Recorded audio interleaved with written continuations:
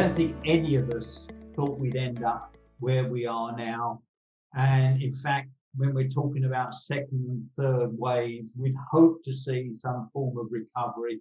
A lot of the economic models that were being put forward were talking about 2024, 2025 for recovery. And actually, it may be more difficult than some of those models were first suggesting.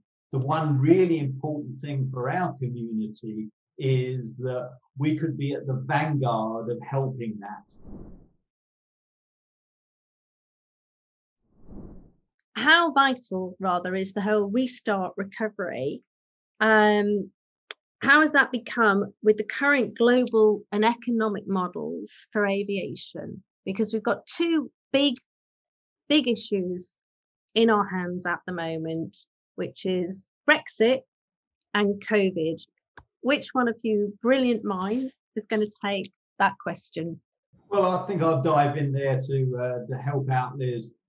In the previous session, actually, Lindsay was highlighting some things. One of the things that I wanted to mention is that we've got a couple of key speakers, and it's really good to actually have the aviation minister joining us, Robert Courts. And by then, we should be launching a new program for aviation. I can't really mention that in specifics right now because it's not in the public domain, but that will be a really positive outcome.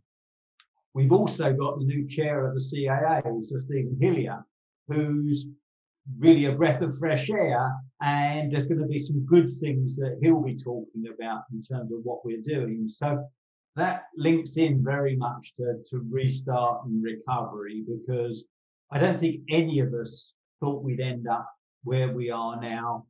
And in fact, when we're talking about second and third waves, we'd hope to see some form of recovery.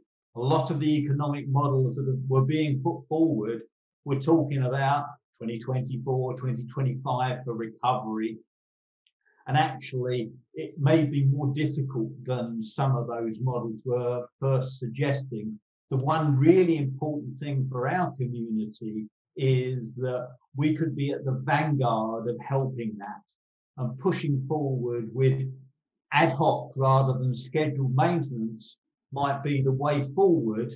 And this links to the second part of the question of how we can help post-Brexit to push the UK forward.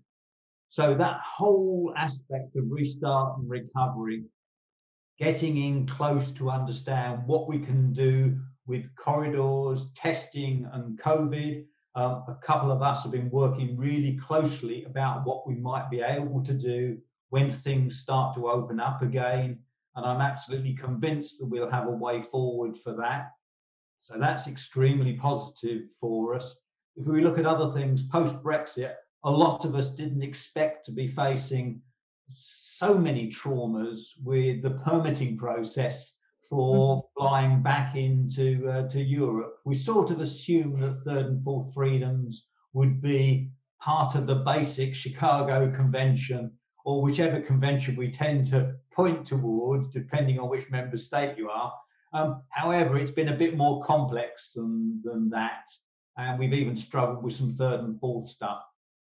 But the great thing is, an association, we've been totally engaged with government and the negotiating team and able to represent our members in the best possible way. So all of those type of discussions we can bring to the fore at this event, and we're ready to pick up any of those questions. So the whole aspect of restart and recovery is something that we're well involved with, but we need even more focus for the sake of the UK. So I don't know whether any of my colleagues would like to pick up on any points or not, but you could talk about this for absolutely ages, but we really have to grab this in the next 6 months. The access that we're getting from the point of view of speaking to the top of the table, we can't really undersell that, because if I just take the example of this week, later on this week, we're going to be talking directly to Robert Courts, one-to-one, to reflect the issues that are going on in our sector now, so that he can, and with his DFT team, help us to address some of those things. The following week, we're actually having a session with the full CAA board where we've got 45 minutes to share our information during a regular board meeting, which is only sort of 3 hours long. So that shows the impact that we can have in both of those forums. So you can't really undersell the access that members have got by using us as a channel. That's the first thing. The other really good thing in a European context is we're not looking to diverge from EASA because we want to retain our global product and services. We also will work in conjunction with our regulator and a group of other associations in Europe so that we can make our inputs to EASA and control the legislation that's being constructed from the side. And we'll still have that voice for our members going forward. So with EBAA and the work that IVAC does, pulling all of that together, we can retain some impact on what goes on with the EASA legislation. So Mark, who is this year's keynote speaker? Well, we're pleased to include Grant Shapps.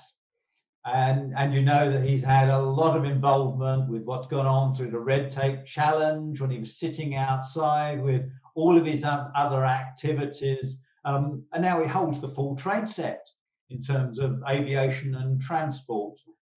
He's been pushing forward a lot of initiatives through DFT into what's going on with GA actually. And he's now focusing on what's going on for the whole of aviation. It's really difficult times, but he's pleased to come along and talk about what's happening with our community. Mark, there's a great opener for the conference, I understand. Mr. Richard Coe from Wings. Would you speak a little bit to that, please? Yes, of course, Liz.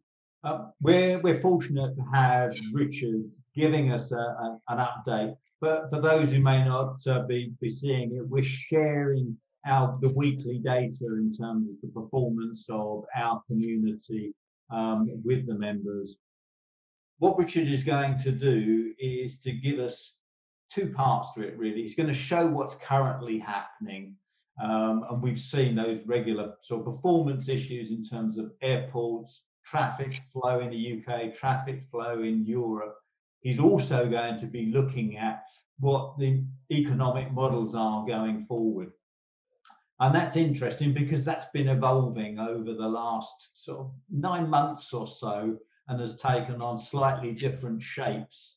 So we're looking forward to him really setting the scene for the discussion at a conference.